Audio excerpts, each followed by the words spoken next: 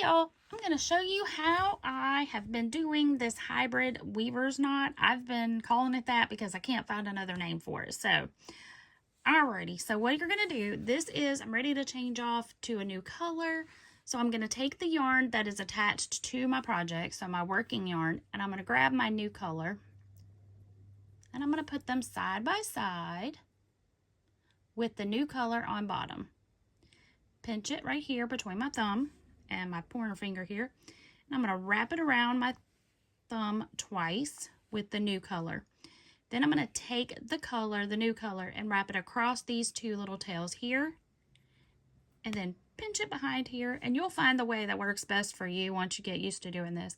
Now take these two tails here, and you're going to fold them over on top of the one that you just put across, and they're going to go through the loops that where your thumb was. So just kind of pull your thumb back and push those through so that they are there.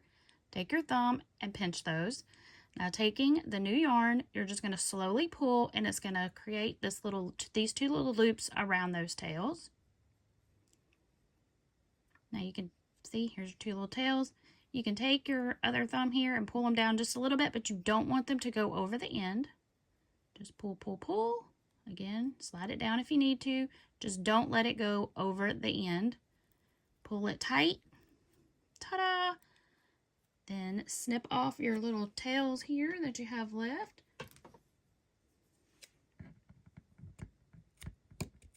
Right up next to the knot. There's your color change. That's all the wasted yarn you've got. And now you're ready to cruise on. Here's my last stitch. There's my color change. There's my knot. Pull through the new yarn. Ta-da! And you're ready to chain one, turn, or whatever your project calls. There's your little knot hiding back there. Now say you're in the middle of a row and you want to change your colors. Let me show you how I do that, or where I cut my yarn, I guess I should say. Since you have very little waste with this particular knot, it is scary, so practice this on a project that's not your current project till you get the hang of it. Okay, so I just finished my stitch, and now I want this one to be a new color. So I'm going to pull that loop back until it's almost out of the stitch, and then I'm going to take my scissors, and I'm going to snip it right here, right by the stitch. I know, super scary. So here we are. So that is what I have done. There is my tail. Okay, let me grab my new yarn. Give me just a second. Okay, now I'm going to pull back that stitch that I just did. This time we're going to switch off to white because it's the color that's laying here. We're going to repeat that same process. So put the white, which is the new color, on bottom. Wrap it around your thumb twice. And what you're doing is you're wrapping it around the back there. Then take the white and go across those two pieces. The little tails here. Fold your tails through the loops where your thumb's at. Take your thumb and pinch it. Take your white, which is your new working color that you're adding on, your new color, and slowly pull. Again, if you want to push it to the end, you can. Just make sure it doesn't go off the end. Pull it tight. Take your scissors, cut your little excess off there.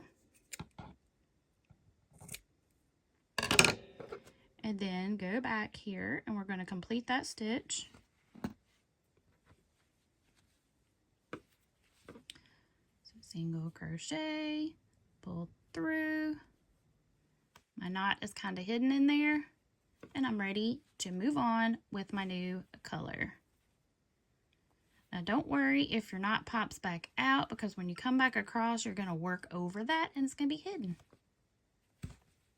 Ta-da! That's how I do it, y'all. And if I was switching off, say like with a double crochet, I would do the same thing. I would go ahead, finish out my double crochet, take my hook out, and then cut the yarn right here.